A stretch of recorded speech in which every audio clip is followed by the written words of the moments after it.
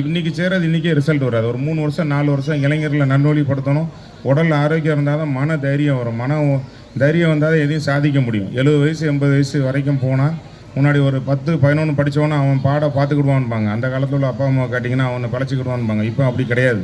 நீங்கள் என்ன இன்றைக்கி ஒரு பெரிய மாஸ்டர் டிகிரி ஆஸ்திரேலியாவில் போய் வாங்கிட்டு வந்துட்டாலும் சரி, MBA படிச்சிட்டாலும் சரி, ஒரு ப்ராக்டிக்கலாக நீங்கள் என்ன அனுபவிக்காரோ அதை வச்சு தான் சைன் பண்ண முடியும். ஸ்டடி வேணால் டிஃப்ரெண்ட்டாக இருக்கலாம் கண்ட்ரிக்கு தகுந்த மாதிரி.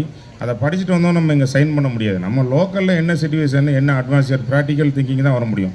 அதுக்கு என்ன வேணும்னா உடல் ஆரோக்கியம் வேணும். இந்த நம்ம கோரமங்கலத்து பக்கத்தில் போயிட்டாலே 93 94 வயசுக்காரங்கன்னா இன்னும் சுகர் இல்லாமல் இருக்காங்க. நகர்ப்புறத்தில் பார்த்திங்கன்னா அந்த ரேஷியோ ரொம்ப டிஃப்ரெண்ட் வரும்.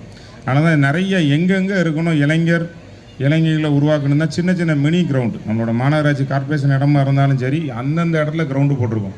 அது எல்லா இடமும் அந்த பிள்ளைங்கள்லாம் நல்லா விளாடுறாங்க. சின்ன சின்ன டர்ஃபு வசதிப்படுத்தவங்களாக இருந்தது. இன்றைக்கி எல்லோரும் விளாடலாம். மாநகராட்சியில் அது ஃப்ரீ ஆஃப் காஸ்ட் தான், எல்லோரும் விளாடலாம். இப்படி பல்வேறு கட்டங்களாக அது சாலையாக இருக்கட்டும், டெய்லி எடுக்கிற குப்பை செக்ரிகேஷனாக இருக்கணும். அடுத்த லெவல் போயாச்சு. இன்னும் 25 வருஷம் எப்படி இருக்கும் அதுதான் இருக்கும். இதை ஏன் சொல்கிறேன்னா, உங்கள்கிட்ட வர்ற பிள்ளைங்க நீங்கள் தான் வருங்கால தூத்துக்குடி, வருங்கால தமிழ்நாடு, இந்தியா. ஒரு அரசு எல்லாத்துக்கும் பொறுப்பு இருக்குது. டாக்டராக இருந்தாலும் உங்களுக்கு ஊருக்கு சேவை செய்கிறீங்க. இன்றைக்கி உங்களால் எத்தனை பேரை காப்பாற்றப்பட்டீங்க. என்னையால் முடிஞ்ச அளவுக்கு நன்மை செஞ்சுருக்கேன். நன்மை செஞ்சுட்டே இருந்தால், அதாவது கஷ்டப்பட்டவங்களுக்கு இருக்க முடியாது. ஒரு ஆளால் ஒரு நாளைக்கு ஒருத்தருக்கு 5 பேருக்கு சாப்பாடு வாங்கி கொடுக்க முடிஞ்சால் நீங்கள் அதை வாங்கி கொடுக்கலாம். இப்படி பல்வேறு கட்டங்களாக நம்ம உதவச்சல தான் நம்மளோட ஈக்குவலிட்டி எல்லாம் கூடுது. யாரையும் வறுமையிலிருந்தும் காப்பாற்றலாம்.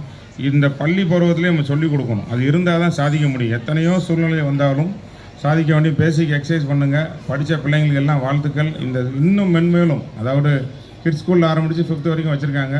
ஸ்கூல் நடத்த இந்த காலத்தில் நிறைய கஷ்டம்தான். பேரண்ட்டை சமாளிக்கணும், படிக்கிற பிள்ளையை சமாளிக்கணும், எல்லாமே சமாளித்து கொண்டு வரதுக்கு என்னோட வாழ்த்துக்கள். வருங்காலம் உங்கள் கையில் தான். அதுமாதிரி எல்லா முயற்சியும் ஆரோக்கியமாகவும் நல்ல அறிவாற்றலும் நல்ல அறிவாற்றல் எந்த சவாலையும் சந்திக்கிறோடைய இருந்து வருங்கால தூத்துக்குடியை நீங்கள் அனைவரும் உருவாக்க வேண்டும் கோரி இந்த வாய்ப்பு நன்றி கூறிய நன்றி. வணக்கம்.